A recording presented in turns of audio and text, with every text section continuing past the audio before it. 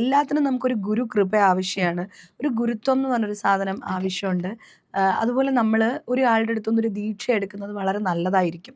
ഒരു ഗുരു നമുക്ക് കംഫർട്ടബിൾ ആയിട്ടുള്ള ഒരാളിൽ നിന്നും നമ്മളൊരു മന്ത്രദീക്ഷ എടുക്കുക, ഒരു മന്ത്രം എടുക്കുക. ആ മന്ത്രമാണ് നമ്മൾ ചാൻറ്റ് ചെയ്തുകൊണ്ടിരിക്കുന്നത്, ജപിക്കുന്നത്, നമ്മൾ സാധന ചെയ്യുന്നു എന്ന് പറയുന്നത് ആ മന്ത്രമാണ് നമ്മൾ ധ്യാനിച്ചുകൊണ്ടിരിക്കുന്നത്.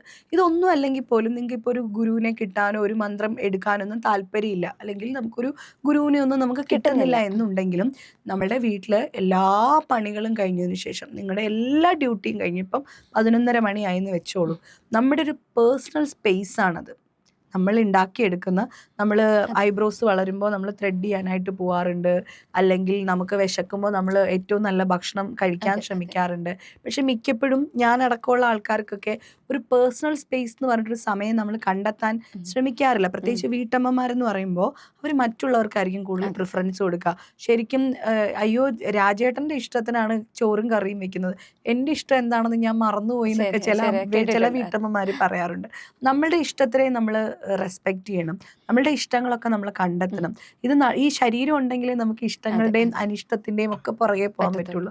അപ്പോൾ ഈ ശരീരം എന്നുള്ളത് നിലനിർത്തുക എന്നുള്ളത് വളരെ വലിയൊരു കാര്യമാണ്. അപ്പം നമ്മൾ എന്താ ചെയ്യേണ്ടതെന്ന് വെച്ചാൽ നമ്മുടെ പേഴ്സണൽ സ്പേസ് ഉണ്ടാക്കിയെടുക്കുന്നതിൻ്റെ ആദ്യത്തെ പടിയായിട്ട് നിങ്ങൾ ധ്യാനത്തെ അല്ലെങ്കിൽ നിങ്ങളൊരു മെഡിറ്റേഷനെ സ്വീകരിക്കുക.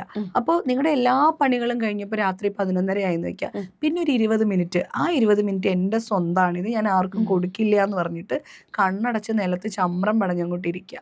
അത് തന്നെയാണ് ഏറ്റവും നല്ല പൊസിഷൻ എന്ന് പറഞ്ഞാൽ, നിലത്തിരിക്കുന്നത് തന്നെയാണ്. കണ്ണടച്ച് നിലത്തിരിക്കുന്ന ചമ്രം പടഞ്ഞിരിക്കാൻ പറ്റുന്നില്ലെങ്കിൽ കുഴപ്പമില്ല, കാല് നീട്ടി വെച്ചിട്ടിരുന്നോളൂ. പക്ഷെ എനിക്ക് കസേരയിൽ ഇരിക്കുമ്പോഴേക്കും എനിക്ക് കംഫർട്ട് അല്ല എന്ന് എനിക്ക് തോന്നാറുണ്ട്. കാലൊക്കെ ഇങ്ങനെ തൂക്കിയിട്ടിരിക്കുമ്പോൾ നമ്മുടെ ശരീരത്തിൻ്റെ ഒരു പോസ്ചർ കറക്റ്റ് ആവില്ല എന്ന് തോന്നാറുണ്ട്. പിന്നെ മണ്ണ് നമുക്ക് ഒരുപാട് എനർജി തരും, അതിൽ നിന്നൊരു ഭയങ്കരമായ എനർജി ഉണ്ട്. അപ്പം ആ എനർജി നമുക്ക് കിട്ടിക്കോട്ടെ, അതുകൊണ്ട് കണ്ണടച്ച് അങ്ങനെ ഇരിക്കുമ്പോൾ ഞാൻ നേരത്തെ പറഞ്ഞ പോലെ കണ്ണു തുറക്കില്ല എന്നുള്ളൊരു വാശി മാത്രം മതി.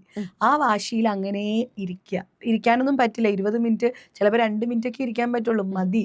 അടുത്ത ദിവസം കൂട്ടുക, അങ്ങനെ കൂട്ടി ഒരു 20 മിനിറ്റ് നന്നായിട്ട് കണ്ണടച്ച്, ഞാൻ നേരത്തെ പറഞ്ഞ പോലെ അന്ന് നടന്ന കാര്യങ്ങളെല്ലാം പോട്ടെ, നിങ്ങൾക്ക് കരച്ചിൽ വരുന്നുണ്ടാവും, ഞാൻ കരയാറുണ്ട്.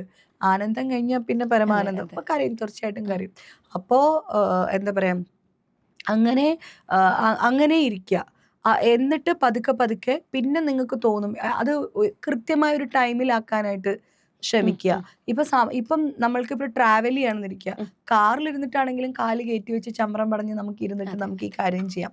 അപ്പം നിങ്ങളെ സ്നേഹിക്കാൻ തുടങ്ങുന്നതിൻ്റെ ആദ്യത്തെ പടിയായിട്ട് ധ്യാനത്തെ സ്വീകരിക്കണം എന്നാണ് ഞാൻ പറയുക.